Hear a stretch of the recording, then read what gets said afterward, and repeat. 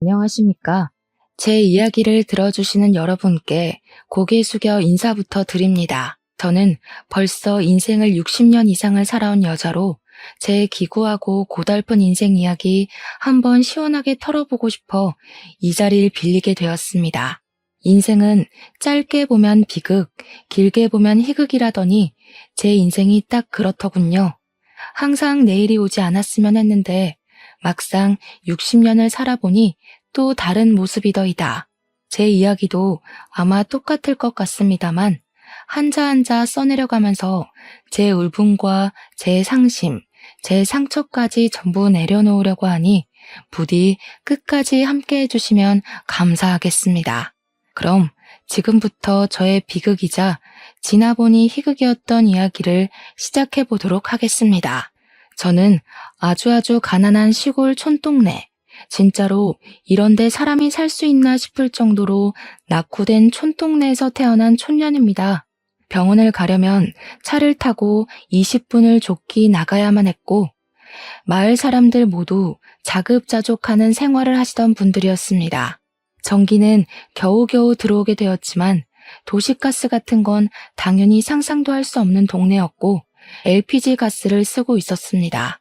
그나마 나중 들어 길이 닦여 차도 들어올 수 있으니 전기도 가스도 신식으로 변경이 되었지. 그 전에는 아궁이에 불 피워서 떼고 촛불에 의지하고 그랬습니다. 제가 살던 집만 해도 초가 지붕에 얹어진 그런 곳에서 10대를 보냈으니 말입니다. 요즘은 남아있는 집도 없어서 사진이나 민속박물관 같은 곳에서만 볼 수 있는 지푸라기 엮은 초가집.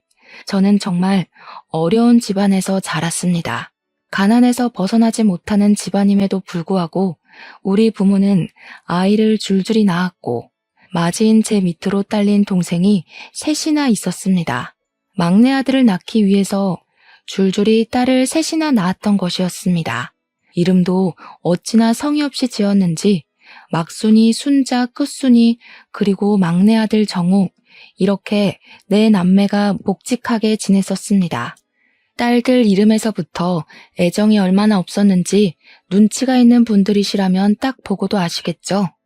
막순이는 막 낳은 딸, 순자는 다음이 아들이길 바라는 딸, 끝순이는 이제 진짜 끝이길 바라는 마음에서 지었다고 하시더군요.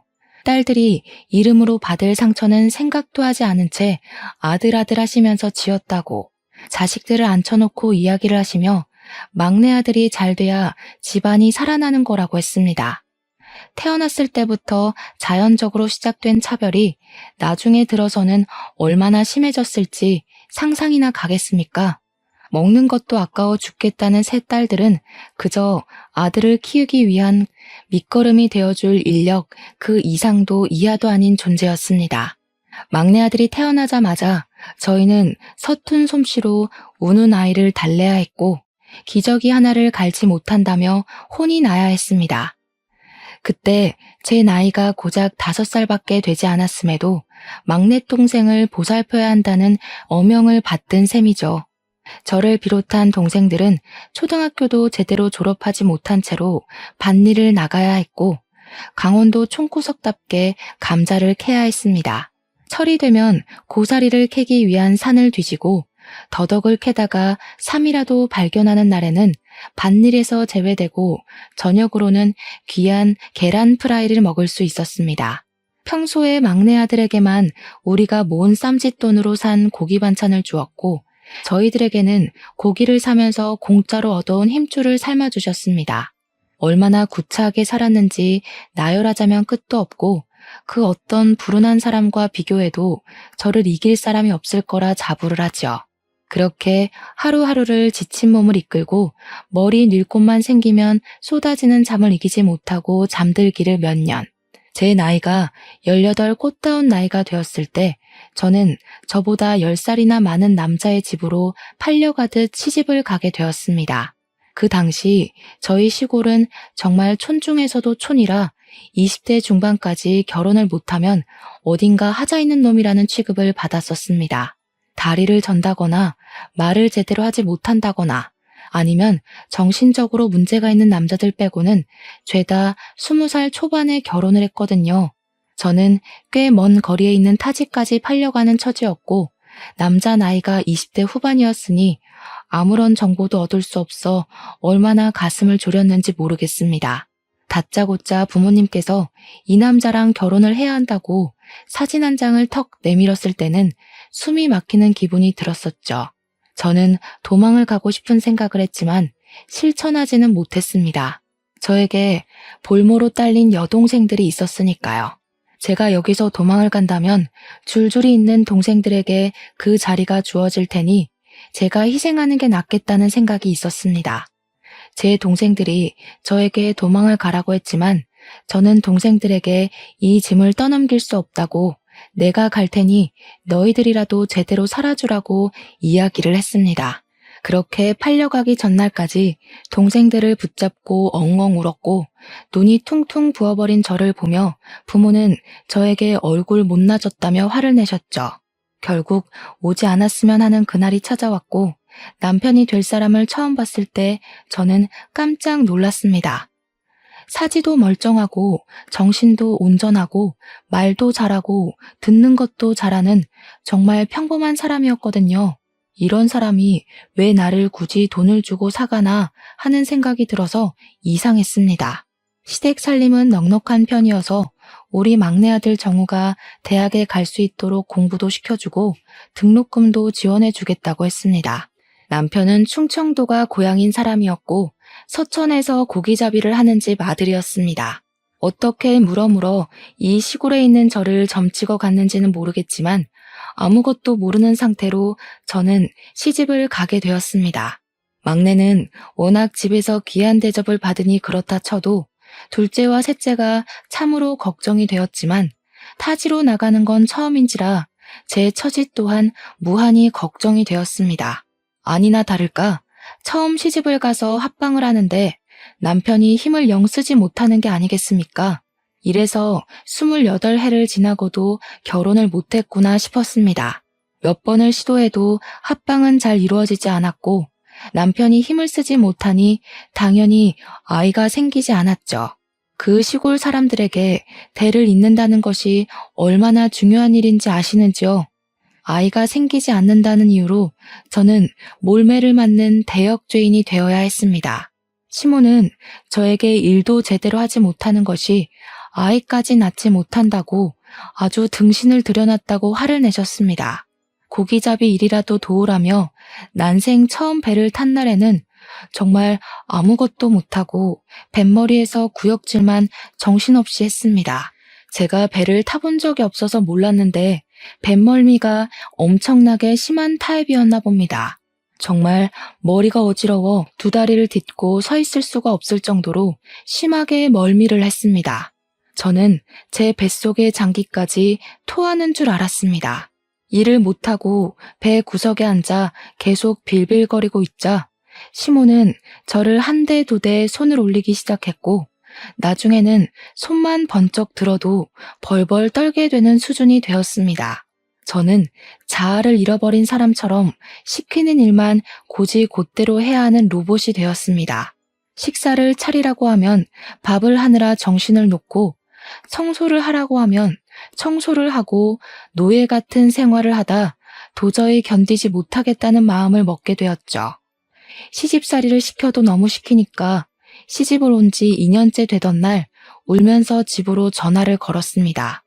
엄마, 나 정말 죽을 것 같아. 강원도로 다시 돌아가고 싶어요. 제발 이 집에서는 나는 지나가는 개보다 못한 취급을 받는다고요. 그러자 엄마는 저에게 화를 잔뜩 내면서 제가 지금 집으로 돌아오면 17살밖에 되지 않은 정우는 대학을 어떻게 가겠냐고 말했습니다. 시댁에서 매달 집으로 돈을 보내주어서 정우가 모자람 없이 공부도 하고 동생들도 배부르게 먹으며 살고 있다고 하더라고요.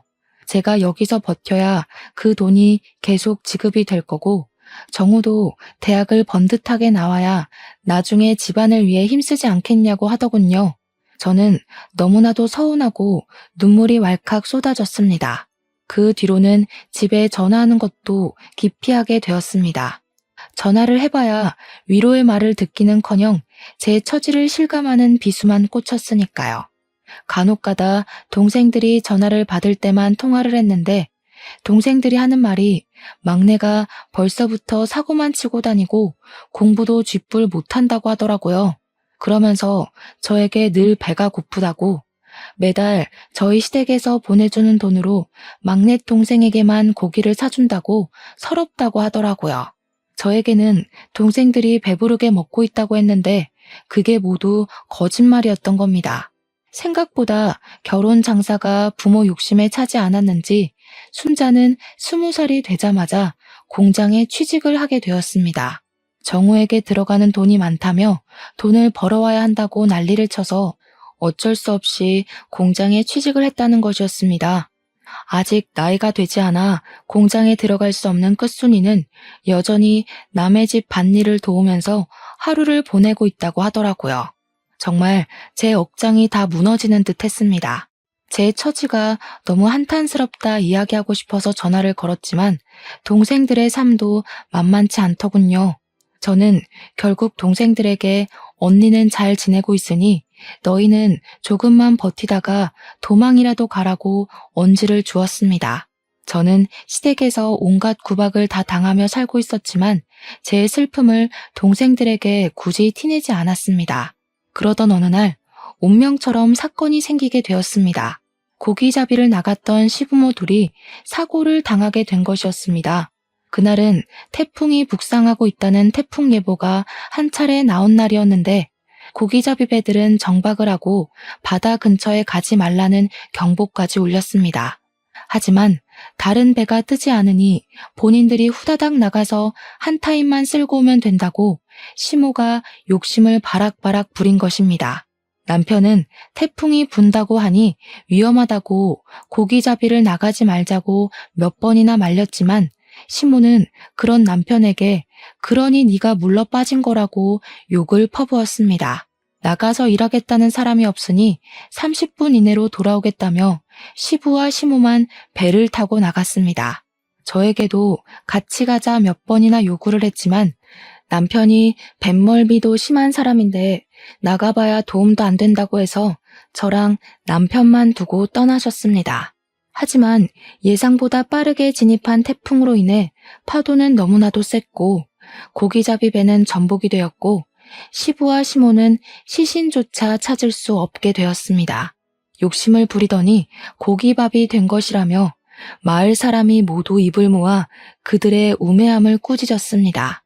갑자기 일어난 사고에 저와 남편은 놀라서 입을 다물 수가 없었고 시신 없는 장례를 치러야 했지만 솔직히 저는 속으로 너무 기뻤습니다. 저를 구박하던 두 사람이 한순간에 사라진 것도 그렇고 천벌을 받아 지옥으로 떨어졌을 거라 믿어 의심치 않았거든요. 문제는 장례를 다 치르고 나서 유일한 밥벌이 수단이었던 배가 사라지고 나니 우리 남편이 할 일이 사라진 것입니다. 배를 다시 사자니 그만한 돈이 없었고 당장 다른 일을 알아보자니 남편에게는 할 줄 아는 것이 고기잡이밖에 없었던 거죠. 다른 집 배를 타자니 뱃삭이 적고 이리저리 재고 따지다가 결국에는 동네 어르신의 도움을 받게 되었습니다. 어르신은 수산 경매 쪽에서 오래 터를 잡고 일을 하시던 분이었는데 남편이 전전긍긍하고 있으니 수산 경매 일을 해보라 권유해 주셨던 겁니다. 남편은 더 이상 놀고 먹다가는 둘 다 손가락만 빨게 생겼다면서 수산 경매 일에 뛰어들었습니다. 남편에게는 수산 경매 일이 뱃일보다 훨씬 적성에 잘 맞았는지 아주 빠르게 적응을 해가기 시작했습니다. 저는 그런 남편을 도와서 무슨 일을 하면 좋을까 고민을 하다가 남편의 경매장에서 생선을 싸게 구입해 올 수 있다는 것을 알아차렸습니다. 그러고는 수산 경매장 옆에 있는 시장에서 생선을 싸게 떼와 팔기 시작했습니다. 처음에는 생선 눈깔이 정말 죽기보다 싫었는데 적응해 가니까 점점 괜찮아지더라고요. 그렇게 둘이 살기 시작하면서 서로 의지하게 되고 대화도 많이 늘게 되었습니다. 결혼한 지 몇 년이 지나고 나서야 남편이 생각보다 나쁜 사람이 아니라는 것을 알게 되었습니다. 알고 보니 시부모의 등살에 그동안 기가 죽어서 아무 말도 못하고 순종적으로 살았던 사람이더라고요. 서로에게 있었던 오해가 서서히 풀리면서 저희 사이가 무척이나 좋아지게 되었는데 그 덕인지 결혼한 지 5년 만에서야 아이가 들어섰습니다. 그동안 남편은 정신적인 압박으로 인해 모든 것이 잘 되지 않았다고 했습니다. 시부모가 사라지면서 그런 압박에서 벗어나게 되니 저희도 순조롭게 임신이 되었던 겁니다. 제 나이 23살에 임신을 했고 24살에 떡두꺼비 같은 아들을 낳았는데 남편이 아이를 보자마자 눈물을 뚝뚝 흘리면서 시부모 생각이 절로 난다는 겁니다. 우리 부모님이 이 아이를 봤어야 했는데 하면서 우는데 이상하게 정남이가 뚝뚝 떨어지더라고요. 아무튼 제가 출산했다는 소식에 우리 부모님이 염치도 없이 병원으로 찾아와 주셨고 아주 황당한 소리를 하시더군요. 우리 딸이 죽을 고비를 넘겨가면서 아들을 출산했으니 출산 기념으로 돈 좀 주고 해야 하는 거 아닌가? 대를 이을 아들을 떡하니 낳았는데 한 푼도 안 주면 서운하지 않겠나? 그게 무슨 소리야? 도대체 병원까지 와서 왜 나를 수치스럽게 만드는 거야? 말 맞다나 아들을 낳은 건 난데 돈은 왜 엄마랑 아빠가 챙기겠다는 거예요? 그런 소리 하지 말고 조용히 가세요. 이게 어디 지 부모한테 눈을 바락바락 두고 덤벼? 너 낳아준 게 누구야? 나야 나. 나 아니었으면 네가 태어나기나 했겠어? 이런 아들을 낳을 수나 있었겠어? 이게 다 엄마랑 아빠가 너 잘 낳아서 아들도 낳고 한 거 아니야. 돈을 주지 않으면 내 딸이랑 내 딸이 낳은 손주까지 강원도로 데리고 가겠네. 도대체 나한테 왜 그래요? 이제는 내 아이를 볼모로 잡고 돈을 내놓으라고 할 수 있어요? 나한테 해준 게 뭐가 있다고. 내가 아등바등 힘들게 살 때 모른 척 해놓고는 이제 와서 내 딸? 내 손주? 정말 염치가 없어도 너무 없으시다. 이래놓고 돈 받아가면 나 몰라라 할 게 뻔한데 지금 나한테 돈을 달라고? 우리 부부한테 용돈을 줘도 모자랄 판에 애를 볼모로 잡고 돈을 달라고? 네가 이렇게 강짜를 부려봐야 우리한테 씨알이나 먹히겠나? 장서방, 우리가 손주 데려다가 키울 테니 돈 마련되면 보내도록 해. 우리가 못할 줄 알고? 내 핏줄 섞인 손주인데 우리가 애 데리고 갈 수도 있지. 돈 준비해 당장. 그러더니 포대기에 쌓인 아이를 냅다 들고 병실 밖으로 나가는 게 아니겠습니까? 저는 아이를 출산한 지 얼마 되지 않아 뛰어서 그들을 잡을 수가 없었고 멍하니 서 있는 남편에게 당장 가서 아이를 데리고 오라고 소리쳤습니다. 남편은 그제야 헐레벌떡 장인어른 장모님 하면서 저희 부모의 뒤를 쫓기 시작했지만 어찌나 발이 빠르던지 이미 건물 밖으로 나가고 없더군요. 어떻게 눈을 뜨고 아이를 바로 앞에서 빼앗길 수 있는지, 아니 고작 돈 몇 푼에 눈이 멀어서 손주를 그렇게 납치할 수가 있는 건지 어이가 없었습니다. 정말 화가 나서 저는 간호사 선생님에게 아이가 납치되었다고 빨리 경찰에 신고를 해달라고 말씀을 드렸고 간호사 선생님도 놀래서 신고를 해주셨습니다. 저는 초조하게 남편이 돌아오기만을 기다렸는데 출동한 경찰이 저에게 아주 충격적인 소식을 전해주었습니다. 경찰차가 출동을 했고 병원으로 달려오는 중 사거리에서 웬 남자가 차에 치였는데 그 앞에 아이를 안고 있는 노부부가 있더랍니다. 경찰이 왠지 신고 접수가 되었던 아이 납치 사건의 용의자라 생각이 되어서 부모를 경찰차에 태워 경찰서로 데리고 갔다고 했어요. 그러면서 아이를 데리고 왔더라고요. 포대기에 쌓인 아이는 우리 아이가 틀림없었습니다. 그렇다면 차에 치인 남자는 바로 제 남편이지 않겠습니까? 너무 놀라서 차에 치인 남자는 어떻게 되었냐고 물어보니 고개를 푹 숙이더라고요.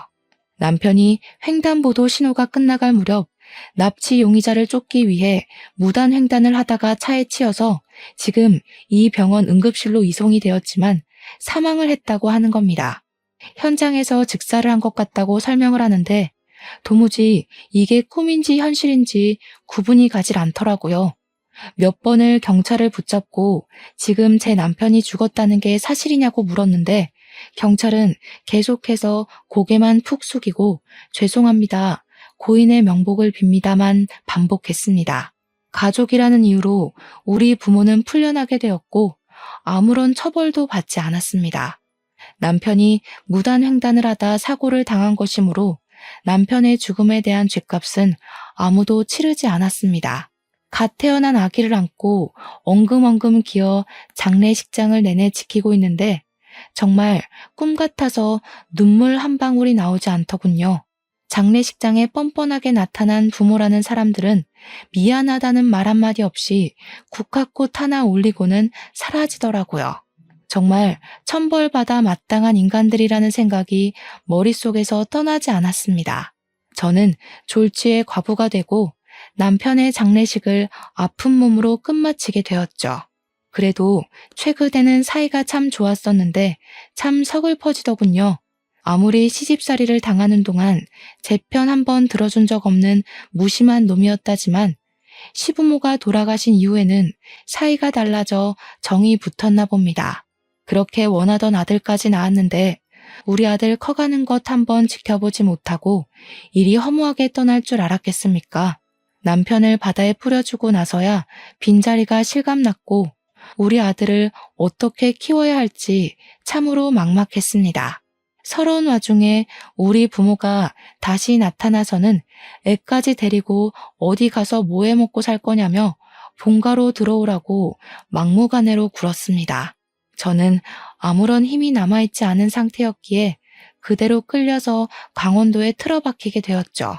본가에 가서 딱 3일간 죽은 사람처럼 지내고 있으니 저에게 삿대질을 하며 정신 차리라고 돈을 벌어오라고 화를 냈습니다. 갓난아기를 업어 키우기도 모자란 시간에 돈을 벌어오라고 하루 종일 난리를 쳐대니 매일매일 지옥이 따로 없었습니다. 제가 서천에서 지내는 동안 둘째와 셋째마저 팔려가듯 시집을 가게 되었더라고요. 그들에게서 받은 돈으로 막내 아들 정우의 뒷바라지를 하고 있었는데 이놈이 대가리도 나쁜지 대학 시험에서 낙방을 하고 있었습니다. 재수를 한다, 삼수를 한다 하며 집안에 있던 돈은 다 털어가더니 결국에는 계속된 실패에 술독에 빠져 살고 있더라고요. 우리 부모는 그때에도 정신을 차리지 못하고 술을 퍼먹는 아들의 술값을 대주고 있었습니다. 저는 결국 이 집안의 생계를 책임져야만 했고 우리 아들에게 먹일 분유값이 필요했기에 매일같이 밭일을 나가 하루 일당을 벌어오게 되었습니다. 아기가 차라리 조금만 더 컸어도 공장에 취직이라도 할 텐데 아직 너무 아기라 떼어놓고 10시간씩 일을 하는 건 무리였습니다. 그렇게 악착같이 버텨가며 1년을 보내고 우리 아들이 돌이 되었을 무렵 정우는 4번째 대학 입학시험에서 낙방을 했습니다. 그러자 그렇게 믿어 의심치 않던 우리 부모도 정우에게 막말을 쏟아부으며 탓을 하더라고요. 에라이 돌대가리야. 여태까지 너 공부시킨다고 쏟아부은 돈이 얼마인 줄 알아? 그 돈이었으면 우리 아파트 샀다. 다 썩어 빠진 집에 살면서 네 뒷바라지를 그렇게 했으면 떡하니 대학 붙어서 의사가 되어야지. 허구한 날 술만 처먹고 공부는 하지도 않고. 그래서 어떻게 의사가 돼서 우리를 호강시켜줄 셈이냐? 그 말에 동생은 엄청나게 화를 내며 집안을 뒤집어 엎기 시작했습니다. 정말 고래고래 소리를 지르며 집안 집기를 다 던지는 바람에 우리 아기가 깨서 엉엉 울기 시작했죠. 내가 언제 의사가 되겠다고 했어? 그게 다 엄마 아빠 욕심이었지. 나는 그냥 대충 살다 대충 죽으려고 했다고. 그리고 술값 대준 게 언젠데? 언제는 나보고 스트레스 풀 겸 술이나 마시라더니 왜 이제 와서 딴소리야? 내가 언제 의사 한다고 했어? 그리고 애새끼는 왜 이렇게 울어대는 거야? 정신 사납게. 이딴 집구석에서 공부를 하라고? 퍽이나 되겠다. 우리 아이가 엉엉 우니 부모도 정우도 애 때문에 정신 사납다며 화를 냈고 저는 그 밤늦은 시간에 아이를 업고 밖으로 나왔습니다. 애를 달래서 잠이 들면 다시 집으로 조용히 들어가 몸을 뉘어야겠다 생각하며 애를 업고 동네를 한 바퀴 두 바퀴 돌기 시작했죠. 자꾸만 히끗히끗하며 우는 아들 녀석 때문에 저는 2시간 동안 쉬지 않고 마을을 걸으며 돌아다녀야 했어요. 겨우겨우 잠이 든 기색이 보이자 집으로 슬슬 걸어가고 있는데 웅성웅성 사람들이 몰려드는 소리가 들려서 뭔가 싶었죠. 그런데 글쎄 낡은 나무에 지푸라기가 얹어져 있던 썩어 빠진 우리 집이 활활 불타고 있는 게 아니겠습니까? 저는 너무 놀라서 아이를 업고 있다는 것도 까먹고 다리에 힘이 풀려 그 자리에 주저앉고 말았습니다. 총구석에서도 아주 구석진 곳에 덜렁 있던 집이라 다른 집에는 피해가 가지 않았지만 그만큼 소방차가 들어오는데 시간이 오래 걸렸습니다. 겨우겨우 불을 끄고 소방관들이 들어가서 사상자가 있나 살피고 있는데 글쎄 불에 탄 시신 3구가 나왔다는 겁니다. 불에 새카맣게 타버려서 신원 확인을 하려면 오래 걸릴 것 같다고 하는데 제가 우리 부모와 막내 동생 같다는 이야기를 했습니다. 그러자 주변에서도 너도 나도 증언이 이어지기 시작했습니다. 다 깨부수는 소리가 났다. 너 죽고 나 죽자 하는 소리를 들었다. 하도 시끄러워서 찾아오니 불이 났더라. 원래 저 집 아들이 술 먹으면 개가 되는데 오늘 저녁쯤에 술병 4-5개 들고 집에 가는 걸 봤다. 지 부모 맨날 죽이겠다고 협박도 했잖아 하는 증언들이요. 늦은 밤이라 조용한 산골 마을에 모든 소리가 울려 퍼졌나 보더라고요. 저는 참고인 자격으로 경찰서에 가서 조사를 받게 되었습니다. 내내 밭일을 하고 잠도 제대로 자지 못해 꾸벅꾸벅 졸면서 조사를 받는데 있는 그대로 전부 이야기를 했죠. 동생이랑 부모가 다투는 소리에 애가 깨는 바람에 어쩔 수 없이 다시 재우려고 밖으로 나왔다고요. 처음에는 제가 나가고 얼마 있지 않아 사고가 나서 그런지 저도 용의자로 올라갔었는데 제가 애를 안고 마을을 내내 돌았고 딱히 협의점을 찾을 수 없는지 풀어주더라고요. 저는 모든 게 까맣게 타버린 집으로 돌아가 아무것도 건지지 못하고 오갈 곳 없는 신세가 되었습니다. 그러던 도중 남편이랑 저랑 살던 전셋집이 생각이 났습니다. 부랴부랴 부모 손에 이끌려 강원도로 오느라 짐도 빼지 못하고 전세 기간도 남아있던 그 집 말입니다.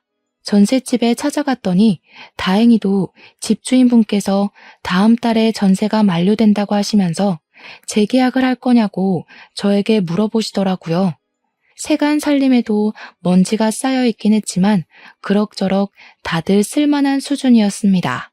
하지만 남편이 죽고 난 빈자리가 꽤 크게 느껴졌기에 그 집에서 아들과 둘이 산다는 것은 마음이 편치 않더라고요. 전세를 연장하지 않기로 했고 저는 그 돈으로 아들과 둘이 살만한 적당한 집을 구할 수 있었습니다. 은행에 가서 이것저것 정리하고 이사 준비를 다 한 뒤 아들과 새 집에 들어가서 어떻게 살아야 하나, 뭘 해야 하나 막막해하던 순간 모르는 번호로 전화가 걸려오더군요. 우리 부모의 사망보험금을 수령하라는 전화였습니다. 수익자가 막내 동생 이름으로 되어 있었는데 막내 동생까지 같이 하늘로 가버렸으니 남은 가족이 수령을 해야 한다는 이야기를 들었습니다. 저는 시집간 2 동생들과도 겨우겨우 연락이 닿았고 부모님의 사망보험금을 수령해서 동생들과 정확히 3등분으로 나눴습니다. 그렇게 나누고 나니 수중에 3천만 원 정도 되는 거액이 생기더라고요. 처음부터 끝까지 도움이 안 된 부모였지만 죽고 나서 돈이라도 챙겨주니 감사하더군요. 동생들과 돈을 나누며 우리 부모는 천벌 받은 거라고 아들이랑 같이 하늘나라에 가서 오순도순 살라며 낄낄거리고 헤어졌습니다. 그렇게 예상하지 못했던 보험금을 수령하고 나니 우리 남편의 사망보험금은 없었나? 하는 생각이 들어서 이리저리 보험회사를 돌며 알아보게 되었습니다. 그런데 글쎄 우리 남편의 사망보험금은 물론이거니와 시부모의 사망보험금에 배에 들어있던 보험까지 있었던 게 아니겠습니까? 저는 순식간에 목돈이 생겨버렸고 아들을 키우는데 부족함이 없는 재산이 생기게 되었습니다. 저를 괴롭히던 모든 것들에게서 불을 얻게 되고 이게 꿈인지 생시인지 통장에 찍힌 돈을 보면서 눈만 껌뻑거렸습니다. 저는 이 돈을 허튼 데 쓰지 않고 아들을 위해서 쓰기로 결심을 했습니다. 그 뒤로 저는 서천에 완전히 자리를 잡고는 할 줄 아는 일이 생선 손질을 해서 파는 일이었기에 그 일에 집중을 하며 살았습니다. 그런데 이상하게 수산시장에서 같이 생선을 파는 상인들이 저를 하나둘 피하는 듯한 느낌이 들었습니다. 처음에는 제가 다시 돌아와 자리를 잡기 전이라 경쟁 상대로 봐서 그런가 보다 하고 넘겼는데 시간이 지날수록 따돌림이 심해지는 것 같았습니다. 알고 보니 상인들 사이에서 제 팔자가 드세도 너무나도 드센 여자라고 소문이 퍼지기 시작해서 저를 피해 다녔다는 걸 알게 되었습니다. 저 여자 말이야. 생긴 건 조용조용하게 생겨서 팔자가 드세도 굉장하게 드세다면서 시부모도 죽고 남편도 사고로 가버리고 거기다가 지 부모의 동생까지 불타 죽었다던데? 그러니까 말이야. 시부모는 물에 빠져 죽고 남편은 교통사고로 죽어 지 부모는 불타 죽어. 아주 삼박자 제대로지 뭐야? 저렇게 기구하고 드센 팔자랑은 가까이 가면 기빨려서 안 되는 거 알지? 또 어찌 알아? 우리까지 큰일 날지. 그런 이야기가 돌고 돌아 결국에는 제 귀에까지 들어오게 된 것이었습니다. 저는 제 아들을 데리고 생선 장사를 하고 있었는데 우리 아들이 그 말을 들을까 무섭기도 하고 화도 나고 했습니다.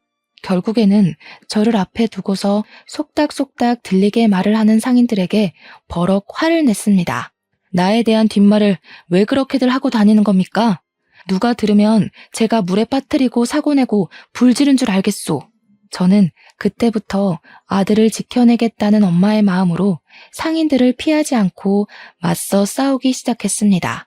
그들은 무리지어 다녔고 저는 혼자 싸워야 했기에 자연스럽게 저는 수산시장에 고립된 여자가 되어버렸습니다. 저에게 손가락질을 하며 저렇게 기가 세니 주위에 나만 아는 사람이 없다고 하더라고요. 무슨 소리까지 들었는지 아십니까?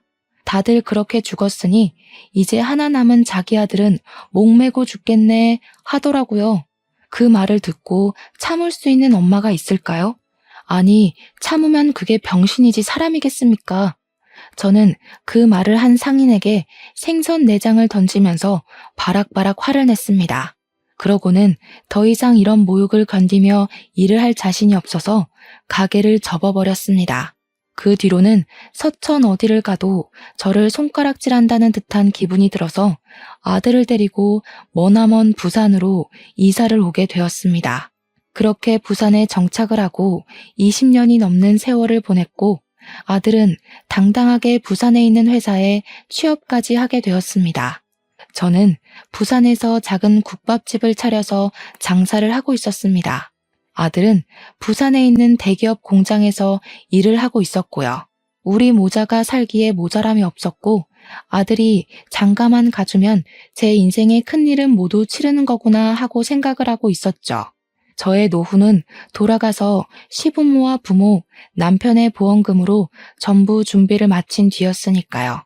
그러던 어느 날 우리 국밥집에 정말 꾀지지한 여자가 들어와서는 꼬깃꼬깃 2,000원을 내밀고 공깃밥 한 개에 국물 1,000원어치만 주면 안 되겠냐고 하더라고요. 행색이 거지 같아 보였는데 거지라고 하기엔 너무 젊은 여자라 좀 이상하긴 했습니다. 여자가 불쌍하고 애처로워 보이니 제 젊은 시절 고생했던 기억이 문득 떠오르더라고요. 저는 원래 제가 가장 불쌍하고 불우한 사람이라 생각하며 살았기에 그런 사람들을 봐도 도우려는 마음을 가지지 않았습니다. 근데 이상하게 마음이 쓰이더라고요. 그래서 일단 아가씨 이리 와서 좀 앉아봐. 밥 줄게 하고는 고봉밥을 떠서 국밥 한 그릇을 말아주었습니다. 고맙습니다 하고 작게 말을 하더니 허겁지겁 먹기 시작하는데 잘 먹어도 너무 잘 먹더라고요. 일주일을 굶어도 저렇게는 안 먹겠다 싶을 정도로 말이죠. 저는 아가씨에게 배고프면 밥 더 줄 테니까 천천히 먹으라고 했습니다. 그러니 제 눈치를 힐끗 보면서 천천히 밥을 먹기 시작하는데 어딘가에 쫓기는 사람처럼 보여 마음이 아팠습니다. 밥을 다 먹고 나더니 2,000원을 내밀면서 잘 먹었습니다 하더라고요. 그런데 다 구겨진 그 2,000원이 전 재산으로 보였는데 제가 어떻게 그 돈을 받을 수가 있겠습니까? 저는 그 돈을 다시 아가씨 주머니에 넣어주면서 됐다고 사정이 딱해 보여서 밥 한 그릇 말아준 거라고 했습니다. 그러니까 그 아가씨가 갑자기 눈물을 뚝뚝 흘리면서 나중에 꼭 갚겠다고 정말 감사하다고 하는 겁니다. 순간 느낌이 싹 들어오는데 이상하게 이대로 그냥 보내면 안 될 것 같더라고요. 아가씨, 혹시 어디 일할 곳 있어? 아니요. 그러면 혹시 우리 가게에 직원 하나 구해보려고 하는데 아가씨가 일해볼래? 내가 월급은 많이 못 줘도 밥은 꼬박꼬박 줄 수 있어. 당장 어디 일할 데 없고 갈 데 없으면 우리 가게에서 한번 일해봐. 그러니까 조심스럽게 정말 자기가 이곳에서 일을 해도 되겠냐고 묻더라고요. 당연히 된다고 마침 잘 됐다고 했습니다. 그러고는 그 아가씨 손에 5,000원을 쥐어주면서 그 꼴로는 왔던 손님도 나가게 생겼으니 일단 목욕탕에 가서 씻고 오라고 했습니다. 5,000원을 들고 도망을 간다면 그냥 거지한테 적선한 셈 치자 하고 마음을 먹었는데 한 3시간이 지나니까 뽀얗게 씻고 나타났더라고요. 하지만 갈아입을 옷이 없었는지 그 더러운 옷을 그대로 입고 온 게 아니겠습니까? 내가 여벌옷이라도 챙겨줬어야 했는데 정신이 없었네. 저희 가게에는 제가 아침부터 일찍 나와 육수를 우려내고 쉴 공간이 필요해서 마련해둔 작은 쪽방이 하나 있었습니다. 거기에 옷까지 몇 벌을 두고 땀이 나면 갈아입고 했었는데 그 옷이 생각이 나서 아가씨에게 하나 건네주었죠. 제가 입던 옷이라 조금 촌스럽긴 했어도 워낙 곱게 생긴 아가씨라 그런지 그럭저럭 잘 어울리더라고요. 저에게 친절을 베풀어 주셔서 감사하다고 하는데 다른 건 몰라도 심성은 참 고운 것 같았습니다. 그게 인연이 되어 우리 가게에서 쭉 일을 하게 되었고 오갈 데가 없는 상황인 것을 알게 되어 제 가게 쪽방에서 지내며 일을 하게 도와주었습니다. 그렇게 한 3개월을 같이 손발을 맞춰보니 일도 잘하고 손도 야무지고 눈치도 빠르더라고요. 근데 아가씨는 부모는 어디 가고 혼자 그 꼴로 돌아다니게 된 거야? 태어났을 때부터 어머니는 안 계셨고요. 아버지와 둘이 살았는데 아버지께서 사업에 실패하시고 도박 중독자가 되셨어요. 도박 자금이 부족해지자 결국에는 사채를 빌려다가 쓰셨고 사채업자를 피해서 혼자 도망을 치게 되었어요. 제가 집에 있었는데 저를 납치해서 술집에 팔아버리겠다, 장기를 팔아버리겠다 하는 이야기를 듣게 되었거든요. 아이고, 고생 많았네. 그러면 사채업자는 따돌린 거야? 납치를 당했었는데 죽기 살기로 달리는 차에서 뛰어내려서 밤이고 낮이고 노숙을 하며 여기까지 도망쳐 오게 됐어요. 제 고향이 원래 경주였거든요. 일단은 여기까지 숨어들었으니 못 찾을 것 같긴 해요. 그 사정을 전부 듣는데 우리 부모 생각이 나면서 속이 터지더라고요. 저는 어떻게든 아가씨에게 도움을 주고 싶어서 우리 국밥집 단골 변호사한테 물어보니까 그런 빚은 상속을 포기하면 된다고 하더라고요. 원래 부모의 빚을 자식이 갚을 의무가 없다고 하길래 저희는 당당하게 나가기로 했습니다. 며칠의 시간이 더 흐르고 우리 아들이 평일에 연차를 냈다고 하면서 배가 고프다며 국밥집에 찾아왔다가 일을 하는 아가씨를 보고 한눈에 반하게 된 것입니다. 이놈의 자식이 제가 도와주라 할 때는 피곤해서 못하겠다고 한 번을 안 오더니만 퇴근하면 와서 설거지를 돕질 않나, 스스로 나서서 바닥 청소를 하질 않나, 아주 계산대 앞에 서서 아가씨가 일하는 걸 빤히 지켜보고 있더라고요. 제가 봤을 때는 아주 생쇼였죠. 제가 기가 차서 제가 가게 문을 닫으면 아가씨가 쪽방에서 잠을 자니 밖에 걸쇠는 따로 닫지 않았어요. 혹시 아가씨가 밖에 나가야 할 일이 생길지 모르니까요. 집에 가자고 아들을 불러내니 가게에서 한잔하면 안 되냐고 슬쩍 눈치를 보길래 혀를 끌끌 찼죠. 아가씨 같이 한잔하자 하면서 셋이 술판을 벌였는데 뭐가 그리 궁금한 게 많은지 아들이 아가씨한테 이거저거 막 물어보더라고요. 부담스러울 수도 있을 텐데 했는데 아가씨도 우리 아들한테 관심이 있긴 한 건지 곧잘 대답을 하더라고요. 늙은이가 빠져줘야 할 일이 생겨도 생기겠다 싶어서 너네 둘이 마실 만큼 잘 마시고 문단속 잘하고 내일 보자 하고는 집으로 돌아왔습니다. 근데 참 일은 예상치 못할 때 터지더라고요. 몇 개월간 아가씨를 추적했던 사채업자가 가게를 어찌 찾았는지 그날 딱 들이닥친 겁니다. 제가 돌아온 줄 알고 아들이 문을 열었는데 사채업자가 떡하니 들어와서는 아가씨를 끌고 가려고 한 거죠. 막으려던 아들이 밀려서 넘어졌고 벽에 부딪히면서 글쎄 가벼운 뇌진탕 증세가 찾아온 겁니다. 건너편에서 24시간 국수 장사를 하던 국수집에서 바로 경찰에 신고를 해줬고 근처에 있던 경찰이 바로 출동을 해서 다행히 현장에서 바로 사채업자가 체포되었습니다. 아가씨가 끌려가지 않겠다고 길거리에서 내내 반항을 한 덕에 시간을 끌었던 덕에 경찰이 출동할 때까지 버틸 수 있었던 거였습니다. 제가 자다가 연락을 받고 벌떡 일어나서 경찰서에 갔더니 아가씨 얼굴이 아주 말이 아니더군요. 놀래서 바로 밤늦은 시간인데도 불구하고 단골 변호사에게 전화를 걸었고 아침이 밝자마자 경찰서에 와서 일을 해결해 주시기로 했습니다. 저는 아들이 실려갔다는 병원으로 자리를 옮겼고 처치를 다 받은 아들이 자기는 멀쩡하다고 하더라고요. 가벼운 뇌진탕이라 며칠 머리가 울릴 수는 있는데 다른 곳에 이상은 없다고 퇴원해도 된다고 하길래 아들과 집으로 돌아왔습니다. 우리 아들까지 잘못됐으면 정말 상상도 하고 싶지 않았습니다. 아들이랑 같이 경찰서에 가니 사건 조사가 거의 끝난 것 같더라고요. 사채업자는 불법적인 일을 수도 없이 벌인 나쁜 놈이었고 심지어 아가씨네 아버지까지 볼모로 잡고 있었습니다. 합의할 거냐고 묻는데 법대로 처리해달라고 강경하게 대응을 했습니다. 나중에 그 아버지란 작자도 풀려나서 아가씨를 염치도 없게 찾아왔는데 아가씨가 아주 강경하게 말을 하더라고요. 당신을 가족이라고 생각하지 않기로 했어요. 저는 도대체 무슨 죄가 있어서 이런 일을 당해야 해요? 계속해서 도박을 하던 술을 마시던 이제 우리는 남처럼 지내요. 연락도 하지 마시고 조용히 살다 조용히 죽으시라고요. 저한테 피해 오지 않게 해주시고 앞으로 절대로 저 찾아오지 마세요. 아버지란 작자가 양심은 있는지 그 길로 뒤도 돌아보지 않고 떠나더군요. 마음의 빈자리는 우리 아들과 제가 채워주기로 결심했습니다. 그렇게 1년이라는 시간이 더 흐르고 아가씨라고 부르던 여자는 저의 며느리가 되었습니다.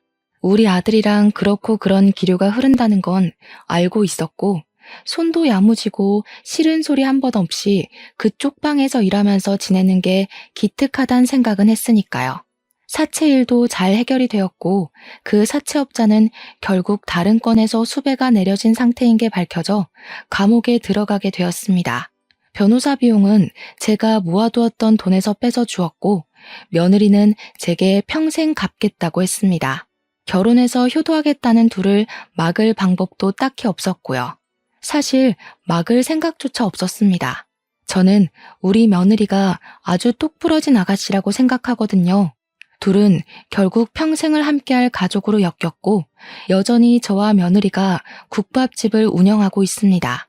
아, 결혼하고 얼마 지나지 않아서 사돈 어른이 급성 알코올 중독으로 사망했다는 소식이 들려왔습니다.